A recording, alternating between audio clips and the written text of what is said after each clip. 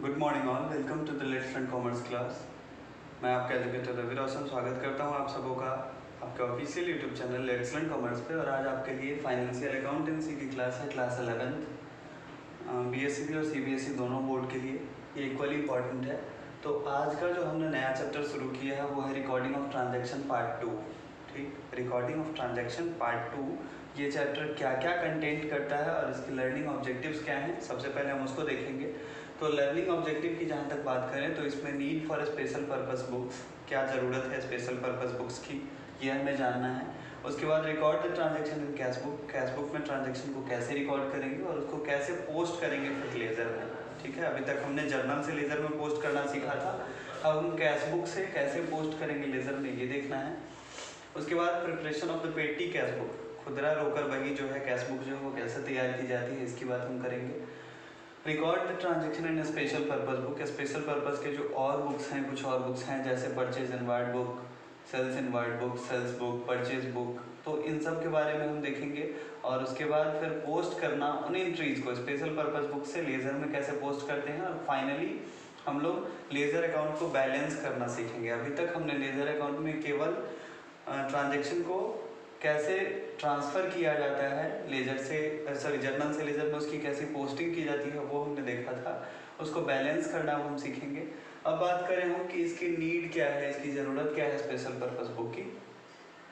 तो special purpose book जैसे जो भी छोटे बिजनेस एंटिटी हैं, छोटे बिजनेस ऑर्गेनाइजेशन हैं, वहाँ पे जर्नल एंट्रीज पॉसिबल है कि क्रोनोलॉजिकल ऑर्डर में रखा जाए, जैसे जैसे जो जो ट्रांजैक्शंस होते हैं उन ट्रांजैक्शन का, हर एक ट्रांजैक्शन का जर्नल एंट्री किया जाए। लेकिन जो बड़े ऑर्गेनाइजेशन हैं, जो काफ़ी बड़े ऑर्गेनाइजेशन हैं जिनमें हर रोज़ हज़ारों लेन देन हुआ करते हैं, वहाँ पे ज़रूरी नहीं कि हर ट्रांजैक्शन हो पाए, वहाँ पे छूटने की संभावना बनी रहती है। It is possible to miss out any entries. So इस कंडीशन में ज़रूरी होता है कि हम उस ट्रांजैक्शन को जल्दी कैसे रिकॉर्ड करें ये पता करना। तो इसी के लिए ज़रूरत पड़ी हमें स्पेशल पर्पस बुक्स की। स्पेशल पर्पस बुक्स जब बना लिए जाते हैं तो बहुत कम एंट्रीज पास करना ज़रूरी रह जाता है। जनरल एंट्रीज होते हैं लेकिन बहुत कम, जिनको स्पेशल पर्पस बुक्स में रिकॉर्ड नहीं किया जा सकता, केवल वही जनरल एंट्रीज होते हैं। अदरवाइज हमारा काम स्पेशल पर्पस बुक से निकल जाता है।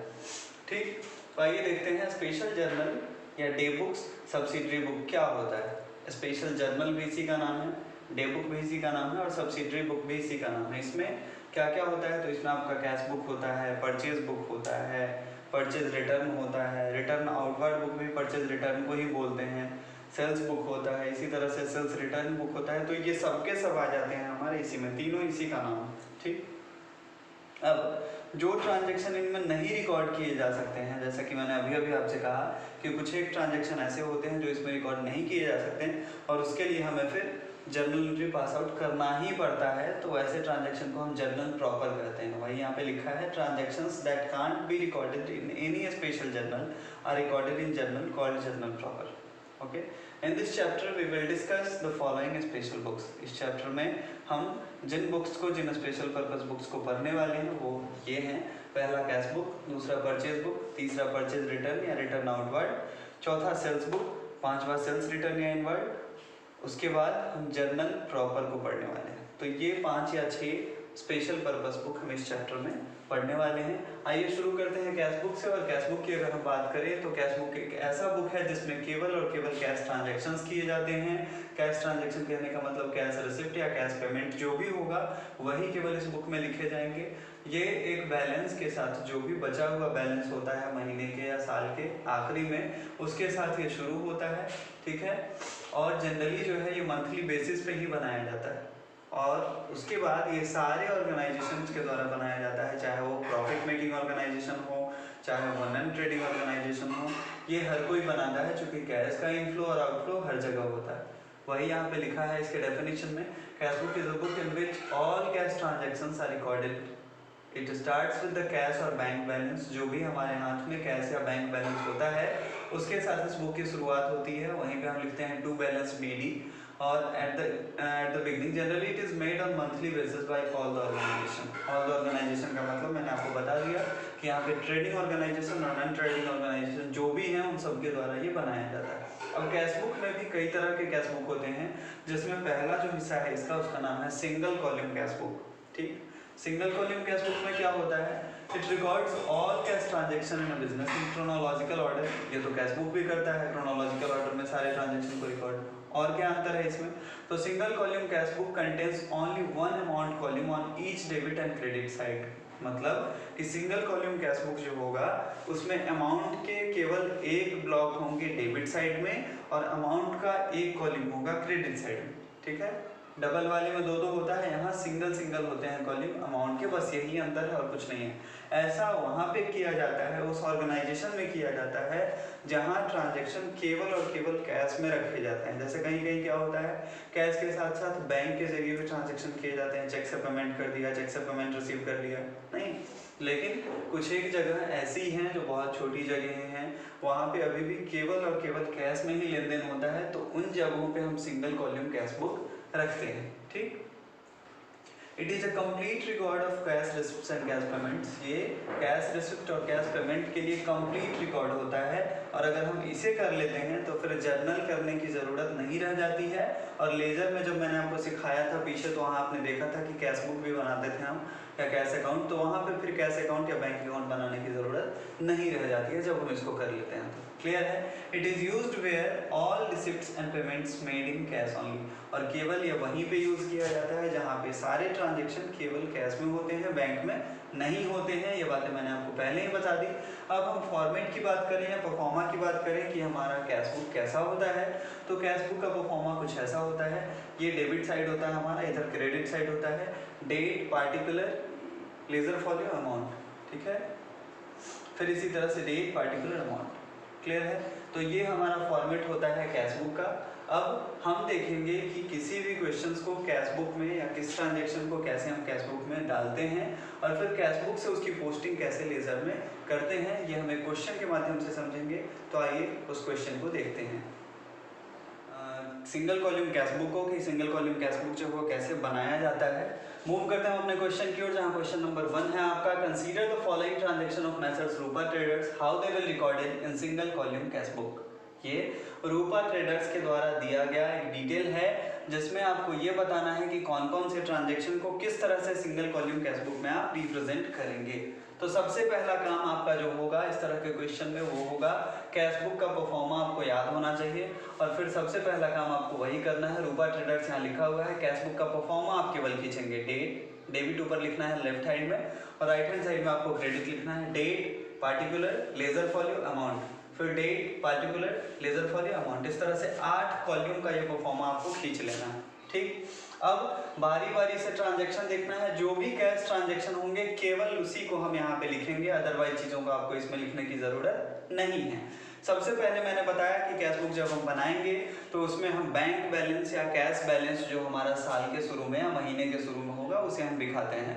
तो यहाँ पे नवंबर 1 को कैश इन हैंड है हमारे पास 30,000 का, तो सबसे पहले उसे ही हम दिखाएंगे।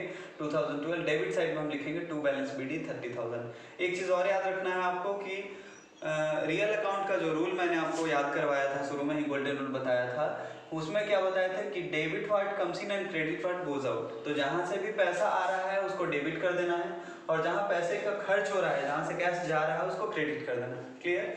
दूसरा एक और रूल मैंने आपको बताया था कि जैसे ही एसेट्स जहाँ जहाँ से बढ़ रहा है उसको डेबिट करो, और एसेट्स अगर घट रहा है तो उसको क्रेडिट कर लो। तो कैश क्या है, हमारा एसेट्स है। तो इस कंडीशन में भी अगर हम देखें तो क्या होता है कि जब बढ़ेगा तो डेबिट करना है, जब घटेगा तो क्रेडिट करना है। इन चीज़ों को ध्यान रखते हुए बढ़ते हैं अपने क्वेश्चन की ओर। और पहला स्टेटमेंट जो है नवंबर 4 को, वो है कैश रिसीव्ड फ्रॉम गुरमीत 12,000। तो गुरमीत से पैसा आ रहा है, मतलब कैश हमारा बढ़ रहा है। तो कहाँ लिखेंगे भाई, इस तरफ लिखेंगे। 4 नवंबर डेट डालेंगे पहले, टू गुरमीत। ठीक, कैश बुक बना रहे हैं तो इसमें तो कैश का कहीं जिक्र नहीं होगा। इससे रिलेटेड जो अकाउंट है, जैसे कैश टू गुरमीत तो गुरमीत, ठीक, कैश टू सेल तो सेल, तो जो रिलेटेड अकाउंट है हम उसी को दिखाते हैं। तो इसीलिए हमने नवंबर 4 को टू गुरमीत 12,000 रुपये दिखा दिया। ठीक, 8 नवंबर के दिन इंश्योरेंस पेड किया गया है, एनुअल इंस्टॉलमेंट है 6,000 का।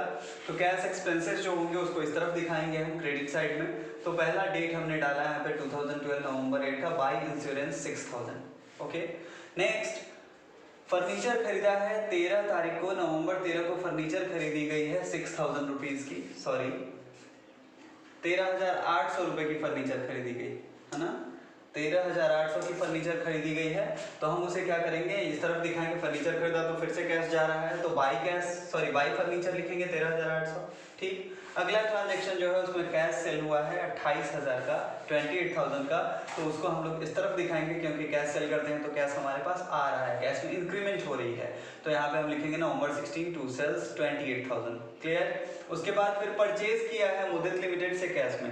भाई ध्यान देने वाली बात यह है कि हम केवल यहाँ पे कैश ट्रांजेक्शन की एंट्री कर रहे हैं। अब यहीं पे मान लीजिए केवल ये लिखा रहता है कि परचेज गुड्स फ्रॉम मुदित, तो मैंने आपको क्या बताया कि सिर्फ अगर नाम लिखा हुआ है तब आप समझ लेना कि ट्रांजैक्शन जो है वो क्रेडिट है, तो क्रेडिट ट्रांजैक्शन की तो एंट्री हम यहाँ करते नहीं, तो वहाँ पे हम इग्नोर कर देते हैं। लेकिन यहाँ पे क्लियरली क्वेश्चन में बोल दिया कि परचेज तो गुड्स किया है मुद्दत से लेकिन कैश में किया है, तो हम यहाँ पे क्या करेंगे, बाई परचेज अकाउंट लिखेंगे 13,400, नवंबर 17 का डेट हमने डाल लिया। ओके, उसके बाद हम आगे की ओर मूव करेंगे। सॉरी 17,400 है, 13,400 नहीं है, यहाँ पे अमाउंट मैं ठीक कर दूंगा आपका 17,400 अमाउंट। क्लियर। चलिए उसके बाद फिर क्या हुआ, तो नवंबर 20 को स्टेशनरी परचेज किया गया 1,100 का, फिर से कैश एक्सपेंसेस है उसको हम इस तरफ दिखाएंगे। नवंबर 20 हमने डेट में डाला, बाई स्टेशनरी 1,100 हमने अमाउंट में डाला। क्लियर। नवंबर 24 को कैश पेड किया रुक्मिनी को और 12,500 रुपये का कैश पेड किया। इस तरह से उसके यहाँ जो भी बकाया था उसका अपने यहाँ वो अब चुकता हो गया, तो यहाँ भी कैश एक्सपेंसेस हो रहा है, तो नवंबर 24 हम लोग डेट में डालेंगे, बाई रुक्मिनी लिखेंगे 12,500 अमाउंट में डाल देंगे 12,500। क्लियर।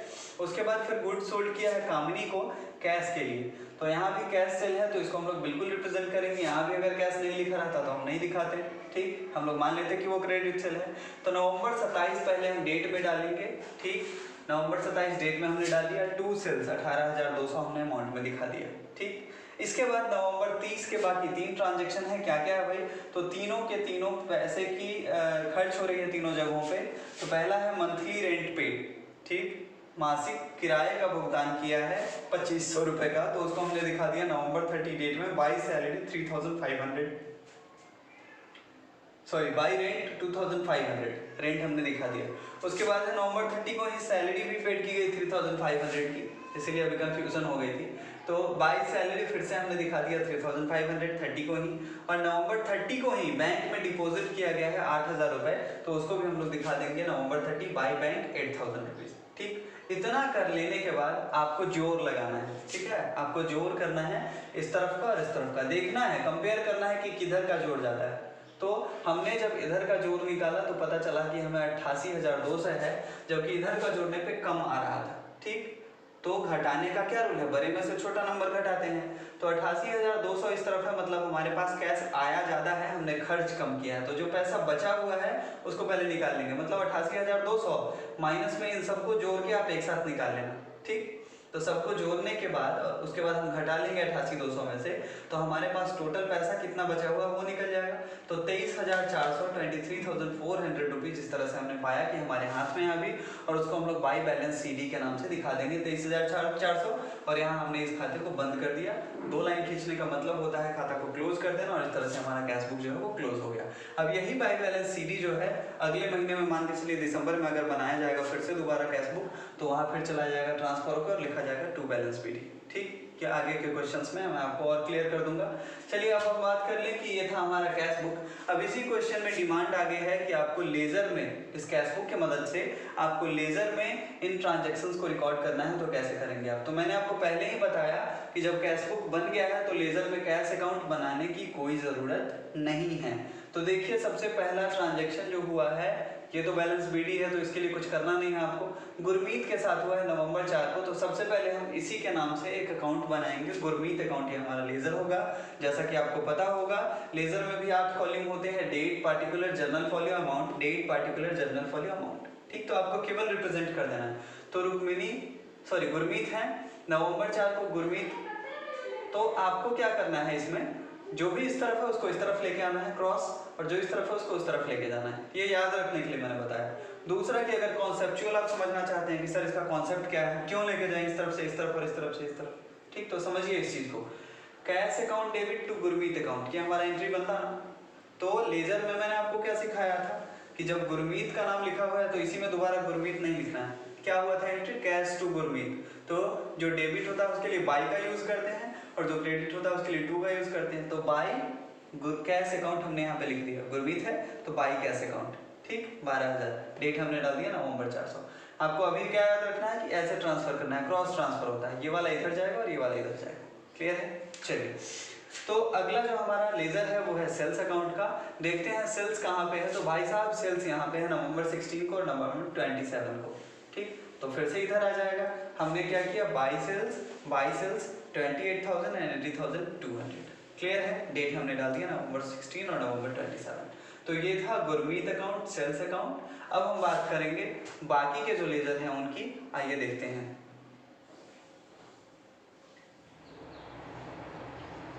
तो आइए स्टूडेंट्स देखते हैं अपने बाकी के बचे हुए लेजर को। और अब बारी आती है इंश्योरेंस की। यहाँ है इंश्योरेंस आपका, ये रहा एक्सपेंसेस साइड में। अगर हम देखेंगे तो इंश्योरेंस की बात आती है सबसे पहले 2012 8 नवंबर का डेट पहले हम डालेंगे इंश्योरेंस का, पहले लेजर बनाएंगे, फिर date particular JF amount, date particular JF amount जो हमारा प्रोफॉर्मा होता है।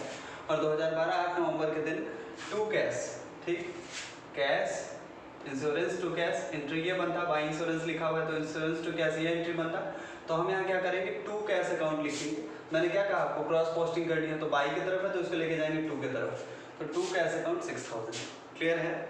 अब बात करें हम फर्नीचर की, तो ये भी बाई की तरफ है 13,800 का, नवंबर 13 का डेट डालेंगे। फिर से हमने फर्नीचर का लेजर बनाया, सेम परफॉर्मा, ज़्यादा बताने की ज़रूरत है नहीं। तो 2012 13 नवंबर का डेट डालेंगे, बाई की तरफ है, फिर से इसे लेके आएंगे टू की तरफ, टू कैश अकाउंट 13,800, ठीक।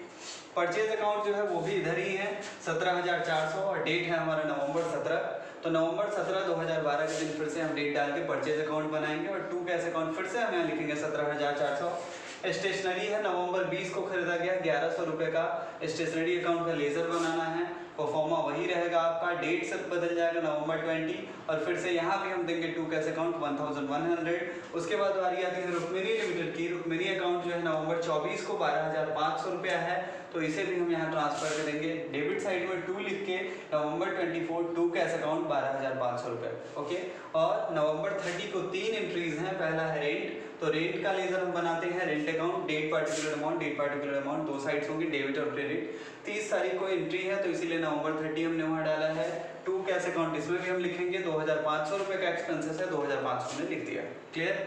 बारी आती है अब अगला सैलरी अकाउंट बनाने की। तो सैलरी अकाउंट हमने बना लिया, डेट फिर से वही नवंबर 30 और फिर से टू कैश अकाउंट 3,500 रुपये सैलरी हमने दिए हैं, तो 3,500 रुपये अमाउंट के कॉलम में हम भरेंगे। और at last we have bank account. So bank account का लेजर हम ऐसे बनाएंगे, परफॉर्मा सेम रहेगा, डेट भी सेम है नवंबर 30 2012 नवंबर 30 और सिर्फ बैंक टू कैश होगा, बाई बैंक है तो बैंक टू कैश होगा, तो इसीलिए हमने क्या किया टू कैश अकाउंट लिख दिया, cross transfer to cash account 8,000 और इस तरह से हम टोटल लेजर रिप्रेजेंट कर चुके हैं। तो कैसे हम सिंगल कॉलम कैश बुक बनाते हैं और किस तरह से फिर उस सिंगल कॉलम कैश बुक की मदद से लेजर अकाउंट बनाते हैं, ये आपने देखा। अभी आगे कुछ और एग्जांपल्स आपके साथ डिस्कस करने के बाद हम लोग चलेंगे डबल कॉलम कैश बुक पे और फिर पेटी कैश बुक पे। बहुत सारी चीज़ें अभी और पढ़नी है, तो वेट कीजिए अगले वीडियो का। तब तक के लिए इस चैप्टर को रिवाइज कीजिए, अच्छे से पढ़िए। चैनल को सब्सक्राइब नहीं किया है तो चैनल को सब्सक्राइब कर लें ताकि आने वाली हर वीडियो के अपडेट्स आपको मिल सके। लाइक कमेंट और शेयर करें, अगर वीडियो पसंद आई हो तो ज़्यादा से ज़्यादा दोस्तों के बीच शेयर करें ताकि वो भी लॉकडाउन में भी पढ़ाई कर सके। Thank you very much for watching this video. Have a nice day. जय हिंद।